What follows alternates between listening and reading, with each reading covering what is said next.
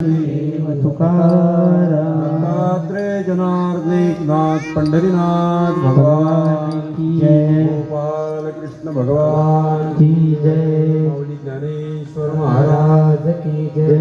जगद्गुरु तुकाराम महाराज की जय। संत सद्गुरु श्री गजानन महाराज की जय। आपण सर्वजण अतिशय भाग्यशाली आहात की आज आपल्याला संत श्री गजानन महाराजांच्या 146व्या प्रगट दिनाच्या निमित्तानं एकत्रित सत्संगाकरता येता आलं. सगळ्यांचीच नाही पण खूप लोकांची इच्छा होती, पण दुर्दैवानं बिचारे कोरोनाच्या म्हणून कधी कधी जे भाग्य आपल्याला सहज प्राप्त होतं त्याचं महत्त्व अजिबातच आपल्या लक्षात येत नाही. अशातला भाग लोकप्रियता हे प्राप्त झाले म्हणजेच भगवंताची कृपा आहे. परंतु संतांची भगवंताच्या कृपेची व्याख्या निराळी आहे. ज्या वेळेला या जीवाला मनुष्याला असं वाटतं की भगवंताचं संतांचं स्मरण करावं, त्यांची सेवा करावी, त्यांच्या सत्संगतीमध्ये काही या अमूल्यशा मनुष्य जीवनाचा काळ व्यतीत करावा, त्याचं सार्थक करावं, त्यावेळेला श्रीमद भागवतावर भागवत नावाचा ग्रंथ वैराग्यमूर्ती गाडगे महाराज वैराग्यमूर्ती डोंगरे महाराजांनी लिहिलेला आहे. त्यावेळेला ते असं म्हणतात की या जीवाने आणि मनुष्याने समजावं की परमेश्वराची सर्वात मोठी कृपा आपल्यावर आहे. आज सकाळपासून मी या भोज ग्रामामध्ये आलो. भोज या शब्दाचा अर्थ माझा फक्त भोजनापुरताच मर्यादित होता. म्हणजे मला भोज हा शब्दच उच्चारता येत नव्हता, मला भोजन म्हणता येत होतं. पण या निमित्तानं मला सतत भोज भोज भोज. वस्तुतः आपल्या इतिहासामध्ये राजा भोज होऊन गेलेले आहे. त्यांचं चरित्र आणि स्थान अद्वितीय आहे. कदाचित ती पार्श्वभूमी देखील या नगराला असू शकते, असेल किंवा नसेल, पण एक अत्यंत पवित्र आणि उदात्त नाव या ग्रामाला मिळालेलं आहे. त्याबद्दल आपण सर्व ग्रामवासी अभिनंदनास पात्र आहात. सकाळपासून जेव्हापासून मी या ठिकाणी आलो, अत्यंत आनंदमय अशा प्रकारचं वातावरण.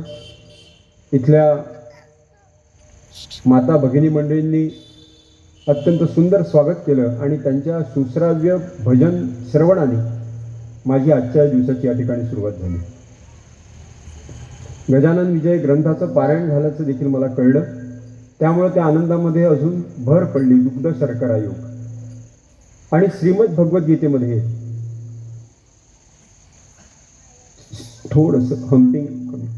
श्रीमद भगवद्गीतेमध्ये एकदा अर्जुनाने भगवान श्रीकृष्णांना असं विचारलं की जसं आत्ता या ठिकाणची सगळी व्यवस्था श्री गजानन सेवा समिती अत्यंत सुंदर पद्धतीने करते आहे.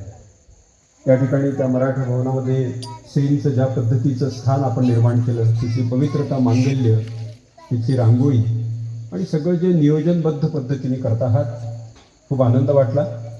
अशा वेळेला कार्यकर्ती, जी महत्त्वाची कार्यकर्ती मंडळी असतील, मला सगळ्यांची नावं माहीत नाही, आमच्या आदरणीय गडम सरांच्यामुळे हा योग आला, संतोष भाऊ आहेत, महेश भाऊ आहेत, जे कोणी असतील, त्यावेळेला ही कार्यकर्ता मंडळी एकमेकांशी संपर्क करतात आणि एखाद्या वेळेला विचारतात की आत्ता एखादा कार्यकर्ता कुठे असेल, तर ते सांगतात की आत्ता महाप्रसाद सुरू आहे, ते तिथे भाजी काढत असतील. अशी जशी आपल्या या जगतातल्या कार्यकर्त्याची ओळख असते, तसं अर्जुनाने भगवंताला एकदा अतिशय मार्मिक, साधा परंतु फार महत्त्वाचा प्रश्न विचारला. देवा, एवढ्या सगळ्या जगाचे तुम्ही चालक आहात, मालक आहात, नायक आहात, मला काही कळत नाही. तुम्हाला ते म्हणतात कर्तुम अकर्तुम अन्यथा कर्तुम शक्ती वगैरे, मला ते बाकी कळत नाही. मला एवढंच कळतं की तुम्ही माझे सखा आहात, तुम्ही माझे मित्र आहात, तुम्ही माझे भाऊ आहात. देव म्हणाले, मग तुला कळायचंच काय राहिलं, एवढंच तर कळायला पाहिजे. हे कळण्यासाठी आणि हे वळण्यासाठीच तर हा सगळा प्रयत्न आहे. पण देवा, माझी अडचण आहे, माझी एक डिफिकल्टी आहे. तर म्हणाले, सांग.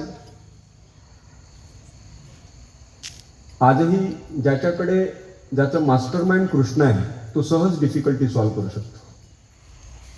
त्यावेळेला प्रत्यक्ष श्री भगवान गोपाल कृष्ण त्या ठिकाणी होते.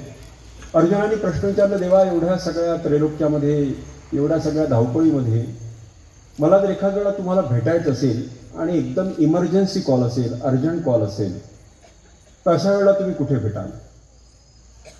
त्यावेळेला आपण लक्षात घ्या आपण किती भाग्यशाली आहात. तेव्हा देवाने अर्जुनाला उत्तर सांगितलं, अर्जुना एवढंच, किती साधा प्रश्न विचारला. अरे काहीही मनामध्ये शंका आणण्याचं कारण नाही, कुठल्याही प्रकारचा मनामध्ये गोंधळ निर्माण होण्याचं कारण नाही. अर्जुना, या त्रैलोक्यामध्ये माझे भक्त जिथे माझं अत्यंत प्रेमाने आणि श्रद्धेने नामस्मरण करत असतील तिथे मी निश्चितपणे उभा आहे, तू फक्त समज. परी तया आकाशी पांडवा, मी हारबला दिवसावा, जेथ नाम घोष बरवा करती माझा. अनन्याश्यंत यंतो माम ये जनः परिपासते तेषां नित्याभियुक्तानां योगक्षेमं वहाम्यहम्. आणि म्हणून ज्या वेळेला या मंडपामध्ये मी या ठिकाणी आलो, सभा मंडपामध्ये अत्यंत सुंदर पद्धतीनं हरिपाठ आणि ते संकीर्तन ही मंडळी करत होती, भजनी करत होती. गण गण गणात बोलते, गण गण गणात बोते, गण गण गणात बोते, गण गण गणात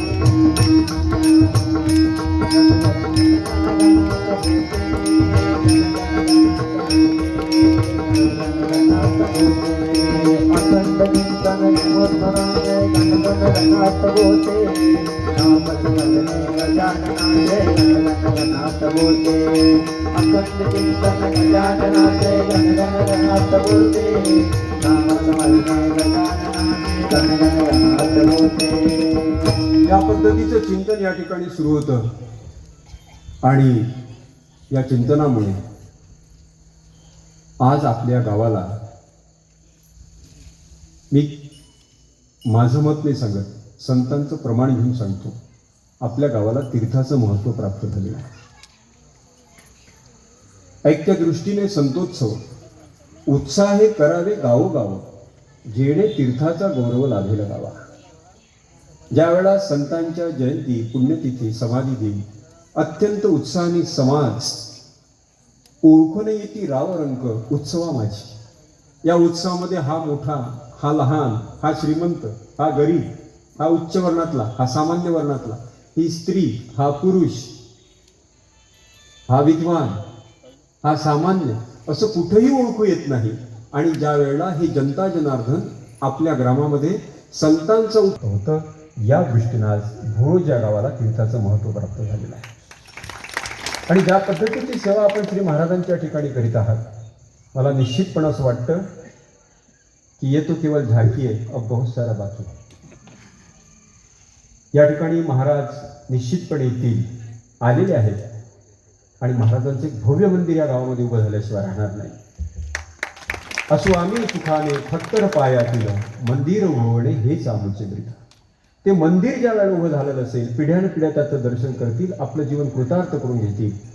पण मी मगाशी आपल्याला म्हटलो की आपण अतिशय भाग्यशाली यासाठी आहात की त्या मंदिराच्या पायव्याचे दगड म्हणून आपण कायमस्वरूपी श्री महाराजांच्या सेवेत असू. ही संधी आपल्याला श्री गजानन सेवा समितीने दिलेली आहे. हा श्री महाराजांचा 146वा प्रगट दिन उत्सव आहे. अशाच प्रकारची सेवा जर महाराजांची आपल्याकडून होत गेली तर निश्चितपणे एक दिवस महाराज आपल्या जीवनामध्ये प्रगट झाल्याशिवाय राहणार नाही. किंबहुना ते प्रगट झालेले असतात, त्याची प्रचिती आपल्याला येणं आणि आपल्याला त्याची स्वतःला साक्ष पटणं, हा अनुभव आपल्याला आल्याशिवाय राहणार नाही. महाराज अत्यंत कृपाळू आहेत, कनवाळू आहेत, दयावान आहेत. त्यांचं स्वतःच असं काहीच नव्हतं. जगतामध्ये जी काही सत्पुरुष मंडळी येत असतात, वेळोवेळी काळाला अनुसरून वेगवेगळ्या श्रेणीतले असतात.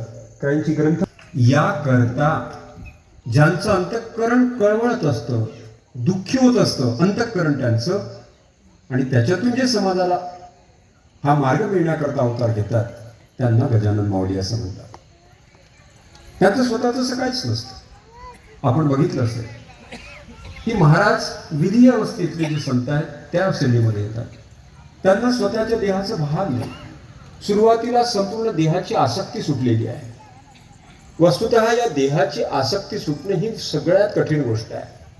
जास्त तत्वज्ञानाकडे मी जात नाही, तत्वज्ञान मला येत पण नाही, परंतु थोडासा उल्लेख करणं कधी कधी कर्मप्राप्त ठरतं.